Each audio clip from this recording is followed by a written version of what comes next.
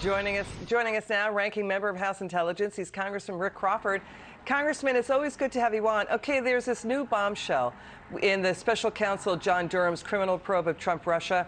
Russian national Igor Danchenko, he was arrested today for lying to the FBI. He's the top source for the anti-Trump Steele dossier that was funded by Democrats in Hillary's campaign. But Congressman, sit tight.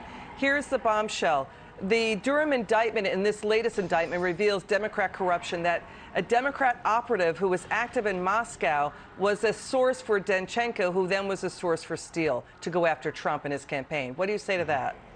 Well, so this guy Danchenko, he's Russian-born. He's lived in the United States for a long time. I don't know a heck of a lot about him, probably as much as anybody else knows based on this indictment. But it's interesting that he wasn't in Russia at the time that this information was fed to him and then ultimately to Steele. So there's a lot of questions that still have yet to be asked and answered. This is an important piece of the puzzle.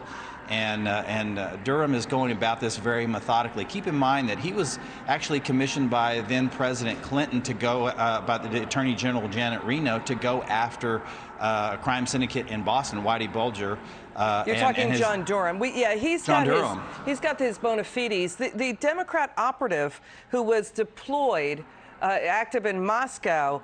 He was a former chair of a National Democrat political organization, according to the Durham indictment. He worked for Bill Clinton. He was a state chair. He was an advisor to the Hillary campaign. We don't know this individual's name, but he was active in Moscow. He networked with the Russian parliament, the Ministry of Foreign Affairs. He was at the Moscow hotel where a conference was being held that he was overseeing, this individual. And he toured the presidential suite that Trump stayed in, which is the same suite where that dubious debunked sex tape story came out of that showed up in the Steele dossier. So we don't know if this Democrat operative planted that idea or that theory. The Durham indictment doesn't say that. But the point is that the FBI used the Steele dossier for FISA wiretaps to go after Carter Page and to spy on the Trump campaign. Those FISA wiretaps are meant for terrorists. What do you say to this? Sure. So here's the thing. You can look at this a couple of different ways. Number one, the FBI was duped, and that indicates that they very poorly performed on this issue and they were fooled, and that raises a lot of questions about their credibility on that particular score, or that they were a part of it, which is even more of a problem. And so when you think about some of the key players, Bill Priestap, Pete Strzok, Lisa Page, Andy McCabe, and others, a lot of questions have to be asked and answered still yet. We're still working at the bottom of this. Our Durham is still working at the very bottom of this, building the case, putting the pieces of the puzzle together here, and I believe there's going to be a lot more come out as time goes on. So did the Democrats use Russian disinformation that made its way into the Steele dossier that the FBI used to spy on Trump? Is that plausible?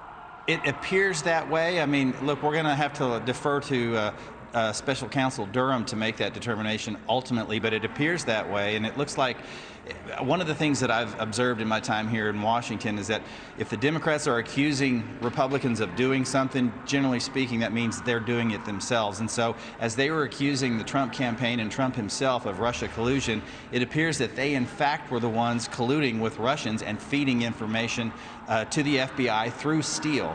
And that means that the law firm that he was associated with and others are probably going to need to find a pretty good lawyer at this point. Yeah, this, again, Durham's indictment, again, is a speaking indictment. It's laying out potential future charges. The fact that the Democrats used a Democrat Party operative as a source for the Steele dossier shows how circular it was and shows how false and debunked the claims that were, basically the DOJ IG, the watchdog, said Steele's own sources said you can't believe Steele. You can't believe this file. It's taken with a grain of salt. It's embellishment. It's ingest, speculation said over beers. Your final word on this, where does it go?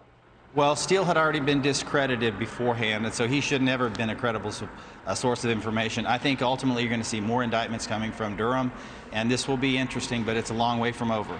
All right, Congressman Rick Crawford, it's good to see you. Come back soon.